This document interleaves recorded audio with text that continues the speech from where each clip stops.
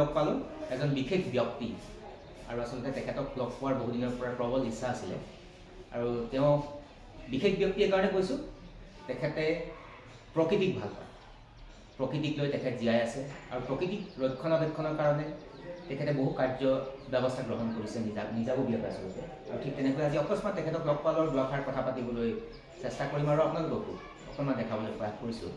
নমস্কাৰ জনাইছোঁ আপোনাক।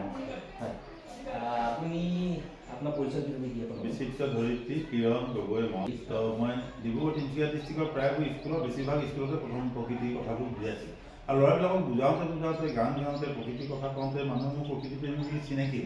তেতিয়া মই আখৰ লিখিব ল'লোঁ, মানে মানুহৰ জেনেৰেল মানুহখিনি কেনেকৈ জানিব বাপে মাকসকল, তেতিয়া আখৰবোৰ লিখিব।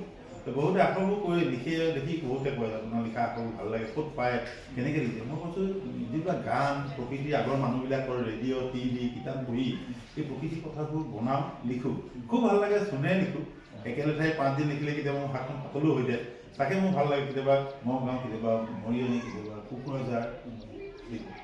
আপুনি যে ইমান প্ৰকৃতিক লৈ যে কামবিলাক কৰিছে, যেতিয়া আমি ধৰক মই দেখিছোঁ যেতিয়া ডিব্ৰুগড় তিনিচুকীয়া যেতিয়া আমি আহি থাকোঁ NH-37ৰ আহি থকা হয় বা বহু মানুহ যেতিয়া আমি যাত্ৰা কৰোঁ, তো সেই পথেৰে যেতিয়া অহা যোৱা কৰোঁ আমি দেখা পাওঁ ডাঙৰ ডাঙৰ যিবিলাক ৱাল আছে ৱালবিলাকত আপোনাৰ লিখা দি বিভিন্ন ধৰণৰ মানে এইবিলাক অৰ্থপূৰ্ণ কিছুমান বাক্য, যিবিলাক বাক্যৰ মেইন থিমটোৱে হৈছে আমাৰ যিটো আমাৰ প্ৰকৃতি।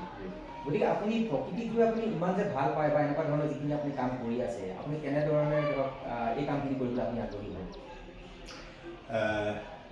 আজি বৰ্তমান পৃথিৱীখনৰ সমস্যাবোৰ সকলো ফালৰ পৰাই দেখিবলৈ পাইছোঁ যে প্ৰদূষণ হৈছে আৰু সেই প্ৰদূষণটো মানুহৰ যোগেদি হৈছে। দুখ লাগে, বাকী প্ৰাণীবিলাকে এটা প্ৰাণী মৰিছে সিহঁতি খাই পিনে চাফা কৰে, কোনো প্ৰাণী গছ ধ্বংস কৰা নাই। তাকে বুলি 100 ভাগৰ ভিতৰত 10 ভাগেহে গছ বা প্ৰকৃতি ধ্বংস কৰে। আমি 90 জনে যে তেওঁলোকক আমি নিয়ন্ত্ৰণলৈ আনিব পৰা নাই, সেইটো কাৰণে মানৱ জাতি পৰি যায়। বাকী চৰাইজনীয়ে বা গছজোপাই মানুহকে জুকিব, মানৱ জাতিয়ে ধ্বংস কৰিছে। সেইকাৰণে মানুহক লৈ মানুহক বুজাবৰ কাৰণে মই ল'ৰা ছোৱালীক বুজোৱাৰ যিটো চেষ্টা, আজি 30 বছৰ কিজানি মই 20,000 মিটিঙে দিছোঁ নেকি। এবছৰতে বহুতখিনি দিওঁ নহয়, এখন 5খন স্কুলকৈ বুজাই যাওঁ, ভাল লাগে। বেছি নোবোৱা দিলেও কমকৈ সিহঁতক ভৰি ধুৱাই প্ৰথমতে বুজাইছিলোঁ 10 বছৰ। এতিয়া মই পৃথিৱীখনক চৈ সিহঁতক চৰণত ধৰিছোঁ বুলি কওঁ, প্ৰকৃতিক ভাল পাবলৈ, কিতাপৰ যোগেদি প্ৰকৃতিপ্ৰেমী হ'বলৈ, নিজৰ মা দেউতাক ছাৰ বাইদেউক আনন্দ দি আগলৈ এই জেগাবোৰ ল'বৰ কাৰণে তেওঁলোকক এনেকৈ কৰোঁ। আৰু এতিয়া স্কুলত সোমাওঁতে এবাৰ তোমালোকে নমস্কাৰ কৰি সোমাবা, ককা আইতা এনাই কোঠাৰ আশীৰ্বাদ বহুত ল'বা। আৰু এটা কথা জানিব বিচাৰিম যে আপুনি যিবিলাক শ্লোগান বুলি কৈছে আচলতে যিবিলাক শ্লোগান আপুনি লিখে, সেই শ্লোগানখিনি আপুনি কেনেধৰণেৰে আপুনি ধৰক ভাবি উলিয়াই বা আপোনাৰ নিজা নহয় জানো এইবিলাক যিবিলাক নিজা বুলিও ক'ব পাৰোঁ বা মই এই কথাখিনি কৈ আছোঁ। কোনোবাই বনাইছিল, মই আখৰ লিখিছোঁ, কোনোবাই বনাইছিল, মই কিতাপ পঢ়িছোঁ, কোনোবাই বনাইছে। এই গোটেই সমষ্টিটোৱে মানে বৰ্তমান কিটো সমস্যা হৈছে, প্ৰদূষণ হৈছে, কিহৰ কাৰণে হৈছে, মানুহৰ কাৰণে হৈছে, প্ৰাণীয়ে মানুহৰ পৰা কি বিচাৰিছে, এইবোৰ কথা ভাবি থাকোঁ নহয়।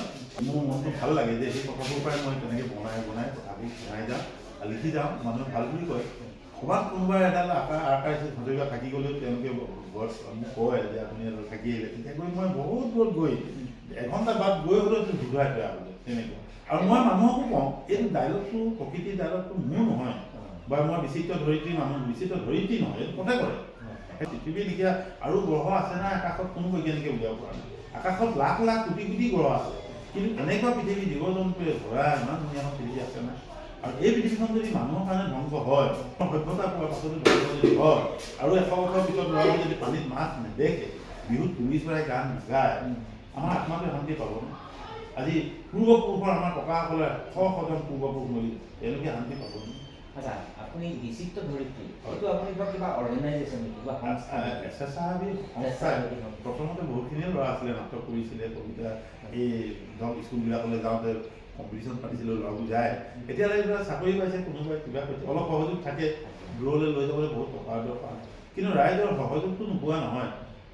ৰাইজৰ স্কুলবিলাকেও সহযোগ কৰিছে, জেনেৰেল মানুহে সহায় কৰিছে। আজি 30 বছৰ দিন চলাই থাকিবৰ কাৰণে বৰ বেছি মই ধনী হ'ব বুলি কোৱা নাই দেই। মই গাড়ী এখন লৈ ধুনীয়া গাড়ী এখন লৈ মই সঁচা কৰি পোৱা নাই। এইটো আচলতে কথা নাই। আপুনি যিখিনি যে কৰিছে, আপুনি ধৰক মানুহৰ মাজত প্ৰকৃতি সম্পৰ্কে এটা সজাগতা আনিছে, বিশেষকৈ অধ্যয়নৰত যিসকল ছাত্ৰ ছাত্ৰী বিদ্যালয়বিলাকলৈ আপুনি যায়, তো তাৰ পৰা তেওঁলোকে বহুখিনি কথা আচলতে ল'ৰা ছোৱালীবিলাকে জানিবলৈ সক্ষম হৈছে। কাৰণ আজিৰ সময়ত যদি চাই আপুনি আমাৰ যি ডিফৰেষ্টেশ্যন হয়নে, বনাঞ্চল ধ্বংস বা এনেকুৱা ধৰণৰ যি ইক'চিষ্টেম সম্পূৰ্ণৰূপে বদলি হৈ গৈছে। গতিকে আপোনাৰ যি অনন্য যি প্ৰচেষ্টা আছে সেই প্ৰচেষ্টাৰ পৰা নিশ্চয়কৈ আমাৰ অধ্যয়নৰত ছাত্ৰ ছাত্ৰীসকল বহুখিনি উপকাৰ হ'ব যে আপুনি খুব ভাল গীতো গায় বুলি শুনিছোঁ আমাৰ ধৰক স্বনামধন্য কণ্ঠশিল্পী আমাৰ ভূপেন হাজৰিকাদেৱৰ আপোনাৰ ভইচটো প্ৰায় তেখেতৰ নিচিনাই প্ৰায় মিল থকাৰ নিচিনা অনুভৱ হয় বা অনুমান হয় তেখেতৰ এটি গীত মই ছাত্ৰ ছাত্ৰীসকলক কওঁ যে তোমালোকে কেতিয়াও মাতটো বেয়া বুলি নাথাকিবা আৰু মগজুটো কেতিয়াও কম নাথাকে এই চেহেৰাটো কাৰোবাৰ বেয়া নাথাকে চেহেৰা ভাল কৰিব পাৰি মাত মিঠা কৰিব পাৰি আৰু মগজুটো বৃদ্ধি কৰিব পাৰি আমি এই ভূপেন হাজৰিকাৰ লেখীয়া গীত সৃষ্টি কৰিব পৰা মগজু আমাৰ আছে কিন্তু তাক ব্যৱহাৰ কৰিব লাগিব সেইকাৰণে মই ভূপেন দাৰ যেনেকৈ পঢ়া শুনা চাকিটি জ্বলালো লাখতে যাহা যাব শিশুনাও আমাৰ নতুন সাজে নতুন নতুন হাত আহিল নতুন হাত আমাৰ বহল বুকুতে আছেগৈ যিমানবিলাক মহাপুৰুষ আছে গীতৰ লগত সম্বন্ধ আজি শংকৰদেৱে হওক মাধৱদেৱে হওক অনিৰুদ্ধদেৱে হওক জুবিন গাৰ্গলৈকে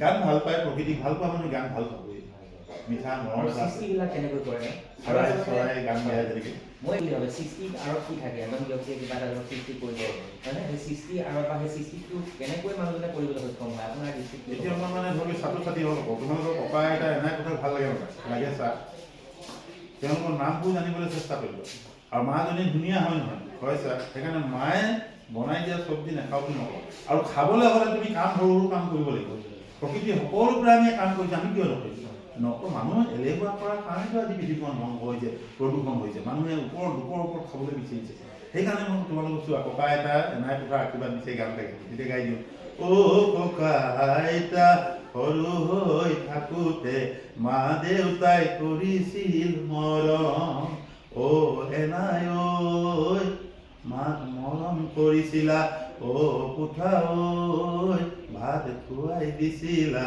জীয়েজনী ধুনীয়া এইবিলাক বনাই পিনে গাই দিওঁ সিহঁতৰ অন্তৰখন জয় হৈ পৰে আচলতে তেতিয়া সেইকাৰণে তেওঁলোকে কেতিয়াও ভাত নাখাওঁ বুলি নক'বা মা বোলো আৰু মায়ে যিমান গালি পায় তুমি গালি নাপাৰিবা মায়ে নোপোৱাকৈ পঢ়ি মা মেখেলাখন ল'ৰাবিলাকো ধুব পাৰে পাৰে নহয় এনেকৈ কওঁ পাৰে চা লাহেকৈ কয় তোৰকে কোৱা মা মেখেলাখন ল'ৰাবিলাকে ধুব পাৰে ছোৱালীবিলাকে যেতিয়া মাক বাপেকক ধুতি কৰি ধুব পাৰে কিয় ধুব আচ্ছা যি কি নহওক আপোনাক লগ পালে বহুত ভাল লাগিল আৰু এনেকৈ আগুৱাই যাওক অবিৰতভাৱে আগবাঢ়ি গৈ থাকক সমাজখনৰ কাৰণে আপুনি যিখিনি কৰিছে মানুহৰ মাজত সজাগতা অনাৰ কাৰণে পৰিৱেশ প্ৰতি সজাগতা অনাৰ কাৰণে আপুনি যিখিনি আপোনাৰ কাৰ্য ব্যৱস্থা অনন্য কাৰ্য ব্যৱস্থা বুলি কৈছোঁ আপুনি গ্ৰহণ কৰিছে সেইখিনি আপুনি আৰু আগবাঢ়ি গৈ থাকক সমাজখনে আপোনাৰ পৰা উপকাৰ হওক তেনেকৈ সংঘবদ্ধভাৱে যাতে আমি প্ৰকৃতিক আমি ৰক্ষণাবেক্ষণ দিব পাৰোঁ বা আমি প্ৰকৃতি ৰক্ষা কৰাৰ কাৰণে আপোনাৰ যি কৰণীয় কাৰ্যৰ পৰা যাতে প্ৰতিজনে মনত তেনেকুৱা ধৰণৰ এটা শক্তি লৈ আগবাঢ়ি যায় আৰু আচলতে বৰ্তমান সময়খিনি যদি ক'বলৈ যোৱা হ'ব প্ৰকৃতি সম্পূৰ্ণৰূপে ধ্বংস হৈছে বুলি ক'লে ভুল নহ'ব বিজ্ঞান প্ৰযুক্তিবিদ্যাৰ উন্নয়ন হৈছে বিজ্ঞান আৰু প্ৰযুক্তিবিদ্যাৰ উন্নয়ন গোটেই হৈছে তাৰ লগে লগে কিন্তু আমাৰ প্ৰাকৃতিক যি পৰিৱেশ সেই পৰিৱেশেও বাগৰ পেলাইছে বুলি ক'লে ভুল নহ'ব সম্পূৰ্ণৰূপে আমাৰ যি জৈৱ বৈচিত্ৰ্য সেই বৈচিত্ৰ্য সম্পূৰ্ণৰূপে সলনি হৈ পৰিছে আৰু এনেকৈ যদি অনাগত দিনত আমি প্ৰকৃতিক ৰক্ষণাবেক্ষণ দিব নোৱাৰিম তেতিয়াহ'লে হয়তো আমাৰ উঠি অহা যি প্ৰজন্ম সেই প্ৰজন্মই অদূৰ ভৱিষ্যতে সমস্যাৰ সন্মুখীন হ'ব আৰু আপোনালৈ পুনৰবাৰ শ্ৰদ্ধা জনাইছোঁ ধন্যবাদ জ্ঞাপন কৰি সামৰিছোঁ